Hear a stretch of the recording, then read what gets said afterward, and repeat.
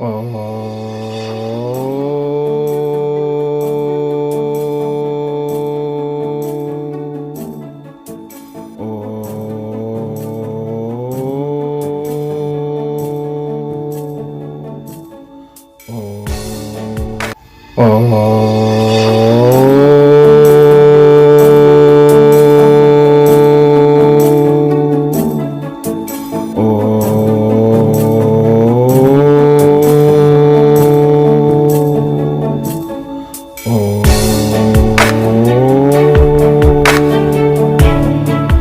नमस्कार, जय साईं राम। मैं ब्रिजमोहन सूरी, मोटिवेशनल स्पीकर, साईं ग्रंथ राइटर, रेड बुक एक्सपर्ट, स्वागत कर रहा हूं आपका आपके इस चैनल में। ये चैनल आपका अपना चैनल है। आप जानते हैं प्रतिदिन मैं एक नया विषय लेकर आपके समक्ष हाजिर होता हूं। तो आज नया विषय लेकर मैं हाजिर हूं। तो आइए सुनते हैं आज का नया। नमस्कार, जय साईं राम। आज हम बात करेंगे राहु और शनि की दशा में धन कैसे प्राप्त करें।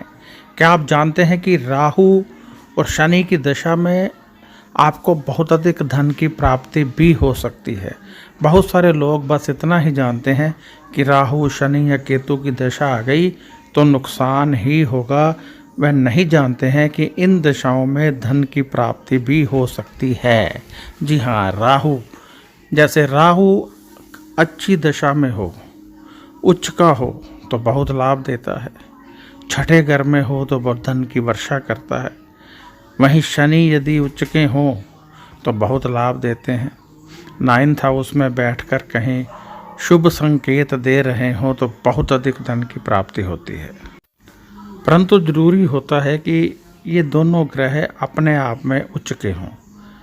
यदि बुरे ग्रहों की दशा इन पर पड़ रही हो या हम कह लें कि व्यक्ति के कर्म ही अपने ग्रहों के अनुसार ना हों तो बहुत नुकसान होता है। मेरे पास 2 व्यक्ति आए, दोनों की जन्म कुंडली में 9th हाउस में शनि बैठे हुए थे। तो दोनों में से एक उस समय बहुत गरीब हो चुका था और एक के पास बहुत धन था। तो मैंने क्लियर किया कि देखो, उन दोनों को बताया कि देखो, ये व्यक्ति जो बहुत अमीर है, धार्मिक है, धर्म कर्म करता है और इसके पास कितना धन है। और दूसरा जो गरीब था उसको बताया कि तू नॉनवेज वगैरह लेता है, शराब पीता है, तो इस समय क्योंकि ग्रह ऐसा है तो गरीब है। कहने का अर्थ ये हुआ कि हम ग्रहों के अनुसार यदि चलें तो हमें बहुत अधिक लाभ मिलता है, ग्रहों के अनुसार ना चलें तो हमें नुकसान मिलता है। कई बार क्या होता है कि हमारे ग्रह बहुत अच्छे होते हैं परंतु हमारे घर की छत पर लकड़ी का टूटा फूटा सामान पड़ा है, इतनी सी बात पर ही हमारा ग्रह खराब हो जाता है और हम वह धन प्राप्ति नहीं कर पाते हैं जो होनी चाहिए। हमारे घर के सामने कोई बहुत बड़ा गड्ढा है, ये सूचक देता है, ये संकेत देता है कि शनि खराब है। घर के तवा, फ्राई पैन, कुकर का हैंडल टूटा है, ये संकेत देता है कि बुध खराब है। परंतु ये छोटी छोटी बातें हमारे धन को सीधे तौर पर हमारे धन को प्रभावित करती हैं। धन प्राप्ति नहीं होती है और हम गरीबी की रेखा से नीचे जीने लगते हैं। अब हम मंगल की बात करें, मंगल उच्च के हों, सूर्य उच्च के हो तो व्यक्ति का प्रभाव बहुत अधिक बढ़ जाता है।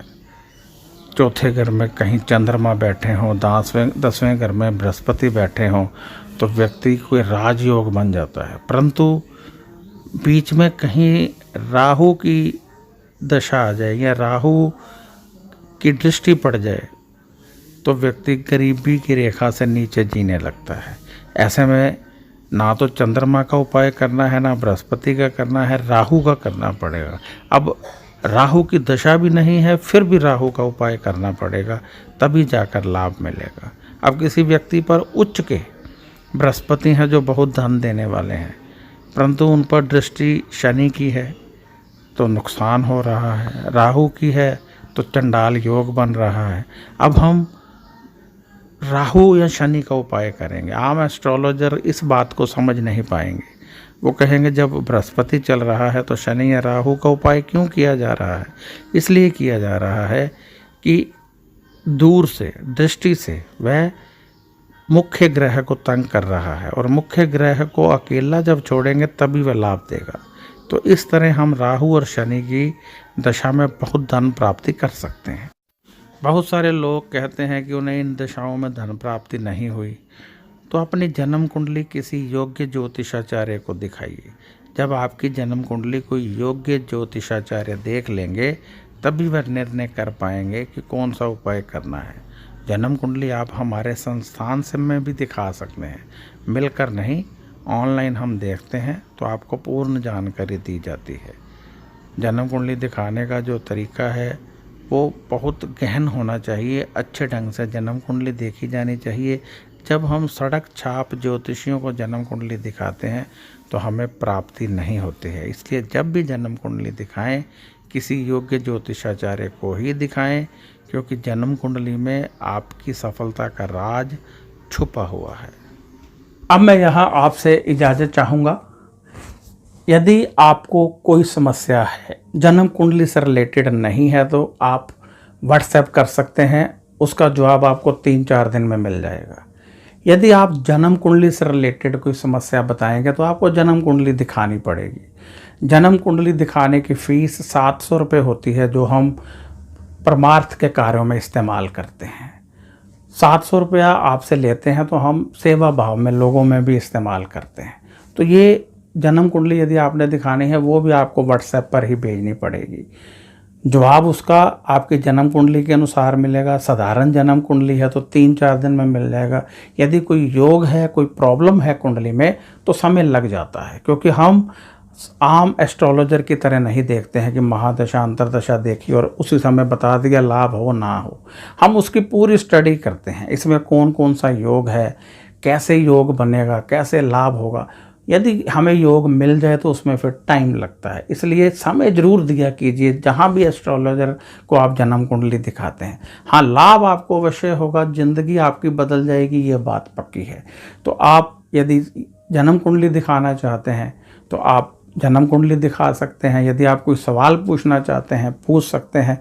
फालतू के मैसेज कृपया मत किया करें, जो आप चित्र भेज देते हैं, फूलों की फ़ोटो भेज देते हैं, वो मत भेजा करें, वो हमें डिस्टर्ब करते हैं। हमें आप भगवान का नाम लिखकर भेजेंगे तो हमें खुशी होगी, फालतू के मैसेज देखकर खुशी नहीं होती है। और वैसे भी जब आप अपना कोई सवाल लिखकर 5 मैसेज दूसरे इधर उधर के भेज देते हैं तो आपका सवाल बीच में दब जाता है, पता ही नहीं चलता और हमें लगता है ऐसे ही किसी ने भेजा है, हम उसको छोड़ के आगे चले जाते हैं। इसलिए जब आप सवाल लिखें तो फिर कोई मैसेज मत करें ताकि सीधा ध्यान सवाल की तरफ जाए। तो अब इजाज़त दीजिए, नमस्कार। और फ़ोन मत कीजिए, फ़ोन यहाँ पर कोई नहीं उठाता है। 9814450802 मेरा नंबर है, व्हाट्सएप भी नंबर है, पेटीएम नंबर भी यही है, व्हाट्सएप नंबर भी यही है, गूगल पे नंबर भी यही है। तो अब इजाज़त दीजिए, नमस्कार, खुश रहिए और अपना ध्यान रखिए।